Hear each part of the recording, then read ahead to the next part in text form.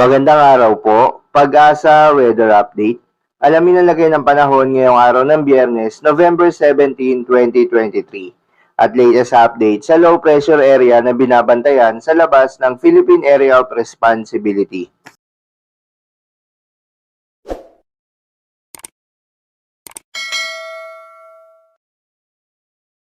Magandang umaga po sa ating lahat. Narito ang ating weather update.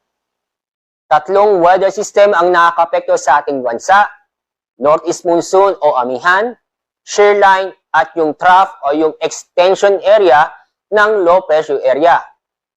Yung pong low pressure area ay nanatili pong nasa labas po ng ating Philippine Area of Responsibility, nasa layong 990 kilometers silangan ng northeastern Mindanao. Base sa ating mga data ngayon, mababa pa rin ang tsansa na maging bagyo at maaari pong pumasok sa PAR ngayong araw. Sa ating lagay na panahon, makakaranas po ng mga kalat-kalat na pag-ulan at thunderstorm sa Cagayan kasama ang Babuyan Islands, Batanes, Bicol Region at sa Palawan. Kaya paalala po sa mga kababayan po natin na mag-ingat dahil sa mga pag-ulan na posibleng magdulot ng mga pagbaha o pagguho na lupa. Sa lalabing pong bahagi ng Luzon ay magiging maganda at maliwalas sa panahon, maliban sa mga isolated na mahihinang pag-ulan. Para po sa mga kababayan po natin sa mga Northern Samar, Eastern Samar, Davao de Oro, Davao Oriental, Caraga, Basilan, Sulu at Tawi-Tawi, mag-ingat po tayo dahil sa mga kalat-kalat na pag-ulan at thunderstorm na posibleng magdulot ng mga pagbaha o pagguho ng lupa.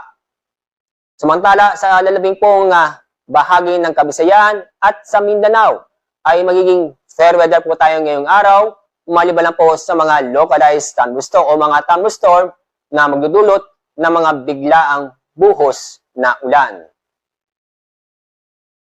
Dahil po sa malakas na hangin ng amihan, meron pa rin tayong gale warning.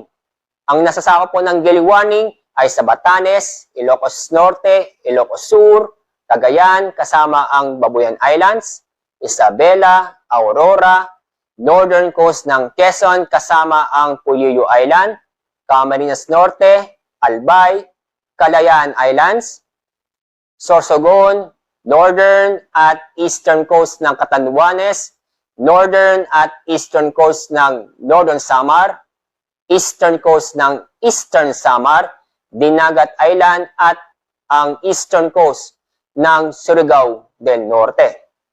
Ang mga baybaying dagat sa mga nabanggit na lugar ay makakaranas po ng maalon hanggang sa napakaalon. Ang taas pong alon ay halos po aabot ng 5 metro. Kaya paalala po sa mga kababayan po natin na huwag munang pumalaot sa mga baybaying dagat nito para sa ating kaligtasan.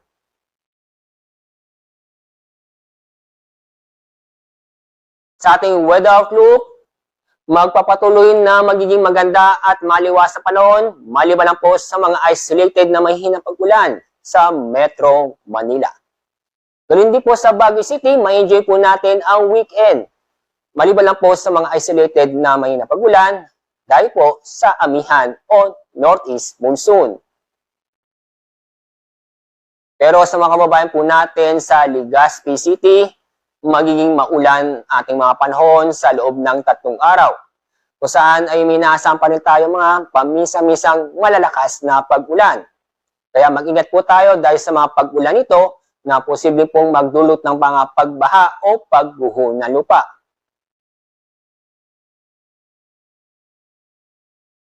Dahil po sa shear line, magiging maulan na panahon sa susunod na 3 araw sa Metro Cebu.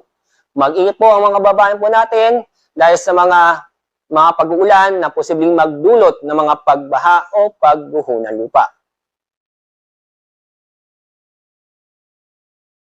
Pero sa Metro Davao, magiging fair weather po tayo kung saan makakaranas po tayo ng bahagyang maulap hanggang sa maulap ang kalangitan, maliban po sa mga isolated na mga pag-ulan dulot ng thunderstorm.